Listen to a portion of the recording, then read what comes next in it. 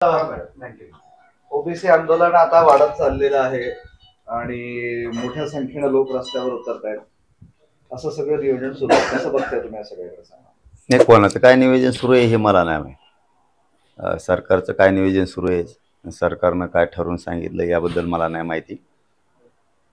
आमचं ध्येय क्लिअर आहे. आमच्या लक्षात आलंय कोणत्या आंदोलन कशासाठी. आमचा फोकस क्लिअर ठेवला आहे आता आम्ही की ओबीसीतून आरक्षण, आपल्या लढ्यावर आपण लक्ष द्यायचं. कोण काय बोलतंय त्यांच्याकडे लक्ष द्यायचं नाही. काल गिरीश महाजन म्हणाले की सगळे सोयरे करणं शक्य नाही. आज प्रकाश आंबेडकर जे तुमचे सतत पाठीराखे होते ते म्हणतायत की मराठ्यांना वेगळं आरक्षण द्यायला पाहिजे, वेगळी टक्केवारी द्यायला पाहिजे, ओबीसीतनं वेगळ्या प्रवर्गातून. वेगळ्या प्रवर्गातून पण कोणत्या? ओबीसीतून वेगळा प्रवर्ग करून की 50% वर म्हणले. वेगळा प्रवर्ग कसा म्हणलेत पण हे महत्वाचं आहे ना. ओबीसीतून 50%च्या आतच वेगळा प्रवर्ग करून द्या म्हणलेत का कसं? तर ठीक आहे, त्यांनी काय म्हणावं ते त्यांचा भाग आहे. आम्हाला आमची जे हक्काचं आहे हे बघा, मी तुम्हाला क्लिअरच सांगतो की मराठा समाजाचं आरक्षण हे ओबीसी आरक्षणात आहे, ते कोणाचं हिसकावून घेत नाही. सगळ्यात महत्त्वाचं 50%च्या वर द्या खाली द्या म्हणण्याची आवश्यकताच नाही. कारण एकतर जाहीररित्या आहे की देश स्वतंत्र नव्हता त्याच्या आधीपासूनचं मराठ्यांचं आरक्षण आहे आणि ते कागदपत्री रेकॉर्डला आहे. दुसरी गोष्ट, जी ओबीसीची यादी झाली आरक्षण देण्याची त्या 83 क्रमांकाला मराठा आणि कुणबी एकच. ह्या कायदेशीर बाजू आहेत, तरीही आम्हाला आरक्षण नाही. आम्ही कोणचं आरक्षण वेगळं मागतोय? आमचं आहे ते रेकॉर्डला जे आहे ते आम्ही आरक्षण मागतोय, ते आम्ही घेणार आहे. कोणी काही म्हणलं तरी आमचा रस्ता क्लिअर आहे. आम्ही ओबीसीतून घेणार आहे आणि जे रेकॉर्ड आहे त्यानुसार घेणार आहे. मग जर आता हैदराबादचं गॅजेट आहे, जर मराठा रेकॉर्डनं स्वातंत्र्य होण्याच्या आधीपासून ओबीसी आरक्षणात आहे तर ते आरक्षण आम्ही घेतल्याशिवाय सोडणार नाहीयेत.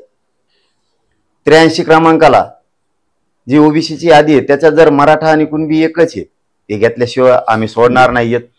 जे कायद्यानं आम्हाला आरक्षण दिलंय ते घेतल्याशिवाय आम्ही सोडणार नाहीत. त्यांनी कितीही सांगितलं आम्हाला धक्का लागतो नाही लागत, आम्ही तुमच्या अगोदर आरक्षणात आहेत, ते बी 100 वर्ष. त्यामुळे आम्ही ते घेणार आहेत.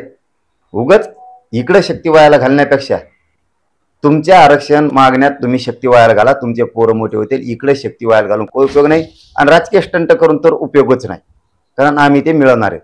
आणि महाजन साहेब काय म्हणले त्यापेक्षा त्यांनी जे सांगितलंय त्यावेळेस की मराठा आणि कुणबी एकच कायदा पारित करायला आधार लागतो, 57 लाखाच्या नोंदी आहेत त्या करा. 83 क्रमांकावरती मराठा आणि कुणबी एकच हे कायदे आहेत ते द्या. जर आता म्हणतेतच ते की सगळ्या सोयऱ्यांची अंमलबजावणी टिकणार नाही, याचा अर्थ त्यांना आतापासूनच त्यांचा डाव दिसतो, ते टिकू द्यायचा. आमचं हक्काचं आरक्षण हैदराबाद संस्थांचं आहे ते द्या. मराठा आणि कुणबी एक 83 क्रमांकाला ते द्या. आम्ही याच्यापासून आता हटणार नाही. एखाद दिवस असं दिसतंय की सगळ्या सोयऱ्याची अंमलबजावणी देऊन उडवण्याचा डाव सरकारचा टाकलाय.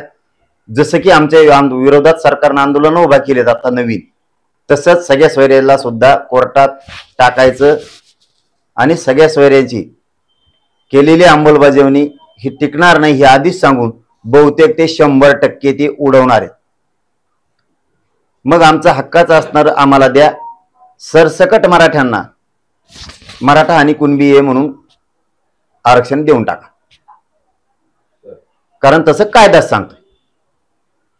सगळे सोयऱ्यामधून देणं शक्य नाही असं ते म्हणताय आणि तेच अनेकदा एकीकडे सरकार म्हणताय की तुम्हाला 1 महिन्यात हे देऊ, दुसरीकडे ते पण सत्तेत आहे, मंत्री आहे असं म्हणताय. शक्य नाही म्हणण्यापेक्षा ते देणार आहेत आणि तेच उडवणार आहेत याचा अर्थ असाच होतो.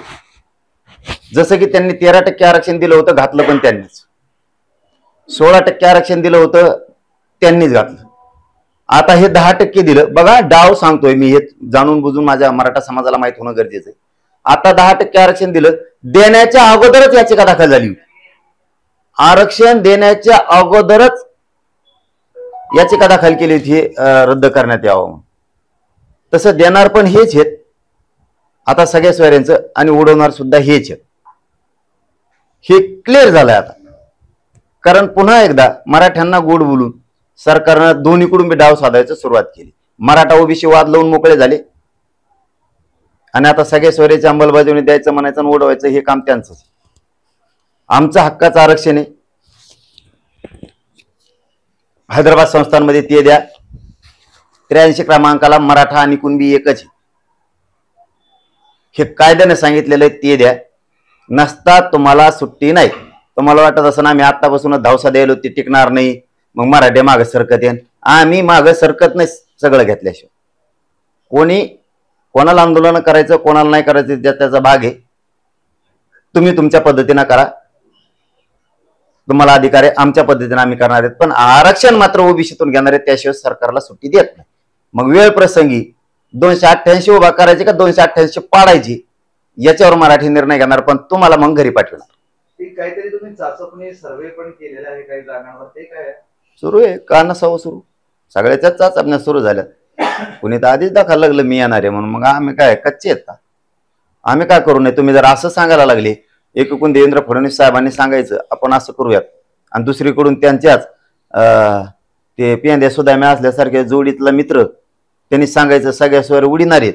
ते पेंद्या सुदाम्या होते ना दोघं जण, ते मित्र लय दोघं पोहे खात होते रातची दोघं जण. तसं त्यातल्या एका मित्राने सांगायचं आम्ही तुमच्या पाठीशी आहेत. आणि फडणवीस साहेबांवरती मी कालही शब्द वापरला, आधी वापरला की आता पुन्हा एकदा मराठ्यांनी विश्वास टाकला.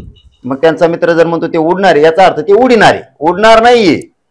सगळ्या सोयऱ्याची अंमलबजावणी उडणार नाही पण ते उडीणार आहे. 100% आजच सांगतो मी ते उडीणार. त्यापेक्षा आमचं ओबीसीतलं हक्काचं असणारं आरक्षण सरसकट मराठ्यांना कुणबी म्हणून आरक्षण द्या. ज्याला घ्यायचं ती घेतील. आता कोकणातले म्हणतात आम्हाला नको, ते घेणार नाहीत. इथं का जोर जबरदस्ती नाही. बरं मराठा आणि कुणबी एकच हे सिद्ध करायला काय पाहिजे तुम्हाला? व्यवसाय मराठ्यांचा शेती आहे. व्यवसायावर जर आधारित तुम्ही आरक्षण दिलंय बाकीच्यांना तर मराठ्याला का नाही? विदर्भातल्या मराठ्यांना त्यांचा व्यवसाय शेती म्हणून तुम्ही आरक्षण दिलंय तर मराठवाड्यातल्या मराठ्यांचा व्यवसाय काय नेमका? शेतीचे ना. फक्त पूर्वीचे अडाणी लोक होते ते शेतीला कुणबी म्हणायचे आणि आता सुधारित शब्द त्यांना शेती आलाय म्हणून तुम्ही मराठ्यांना देणार नसाल तर हे मराठ्यांवरती अन्याय. व्यवसायाच्या आधारावरती आरक्षण दिलं गेलंय. मग विदर्भातल्या मराठ्यांना कोकणातल्या पठार भागावरती जर कुणबी करणारा म्हणजे शेती करणाऱ्याला जर आरक्षण दिलंय तर मराठवाड्यातल्या राहिलेल्या आणि पश्चिम महाराष्ट्रातल्या काही मराठ्यांना राहिलेलं का आरक्षण दिलं गेलं नाही पाहिजे? सरकार विरोधात मग आता तुमची रणनीती तयार झाली आहे ना. ते सर्वेचं तुम्ही काहीतरी सांगत होते, काही जणांचा सर्वे केले, निवडणुका लढायची तयारी अंतिम टप्प्यात आली आहे, हे सांगा. मी जाहीर सांगितलं होतं त्याच दिवशी त्यांना आम्हाला राजकारणात जायचं नाहीये. मलाही नाही, माझ्या समाजाला सुद्धा नाही. तो आमचा रस्ताच नाही. पण तुम्ही नाही दिलं तर आमच्या पुढं पर्याय काय? कोणी पण सांगा तुम्ही सुद्धा आम्हाला आमच्या समोर पर्याय काय?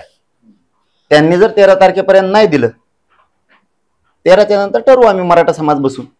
काही तयारी सुरू आहे त्याची? हो कशी? का नसू नाही. नाही नाही मग कशी बघा आता कशी सांगितलं होतं तुम्ही तर बाप मग आधीच पुढचं गाबाळ उघडं करायला यात काय इकायला काय आधीच सांगत नसते बाजारात मांडल्यावर दाखवत असते. बरं ते तुम्ही म्हणताय की आम्ही उमेदवार उभं करणार, ते हाके पण म्हणाले की आम्ही पण आता 200-250 जागांवर उमेदवारांची तयारी केलेली आहे, बघूयात कोणात किती आहे. तुम्ही 1700 करा ना, आम्हाला काय करायचं? 1700 उमेदवार टाका, आम्हाला काय करायचं? तुमचं तुम्ही बघा, आमचं आम्ही बघतो. तुम्हाला लोकशाहीने अधिकार दिला, तुमच्या पद्धतीने तुम्ही आंदोलन करा. आम्ही त्यांना दोषच नाही देतो, त्याच्यामुळे आम्ही त्यांच्यावर बोलत नाही. आम्ही त्यांना विरोधक मानलेला नाही. विरोधक दुसराच आहे. येवल्यात एक बसलाय, एक मुंबईत बसलाय. रात्री तर आमच्याकडून होतो, दुसऱ्या दिवशी परत त्यांच्याकडून होतो. ते स्टंट आहेत सगळे, हरकत नाही. नाही हो, ते काय म्हणायचं तर म्हणू द्या. इथं आमचं क्लिअर आहे. माझ्यावर बोलण्याची जरा यांची कुवत नाही. त्यांच्या टीमने माझ्यासोबत चर्चा केली. तूच कोण आहे मला माहित नाही, तू मला सांगायला लागलं कुवत नाही फवत नाही. तू गप्पा आणायचं काय बी. आपण आपलं आंदोलन करावं, अधिकार दिलाय लोकशाहीप्रमाणे, आंदोलन करावं बेस्ट पैकी. आम्ही आमचं करतोय समाजाला मिळवून देण्यासाठी, बाकीच्या शेंगा ठोकून येली. आम्ही विरोधक मानत नाही, त्याच्यामुळे काय असतं आपण आपण आपल्या पद्धतीने आंदोलन केलं पाहिजे. प्रकाश आंबेडकर असं म्हणाले की जरांगे पाटील यांच्याशी बोलत असताना तुम्हाला असं बोलताना म्हणाले म्हणे की सगळे सोयरीची व्याख्या तुम्ही करून दिली पाहिजे, जोपर्यंत नेमकी व्याख्या होत नाही तोपर्यंत काहीच कळत नाही, असं तुम्हाला म्हणाले होते का? हो, आणि आम्ही त्याच वेळेस दिली. आम्ही वाशीला तेच सांगितलं, अगोदरही तेच दिलं.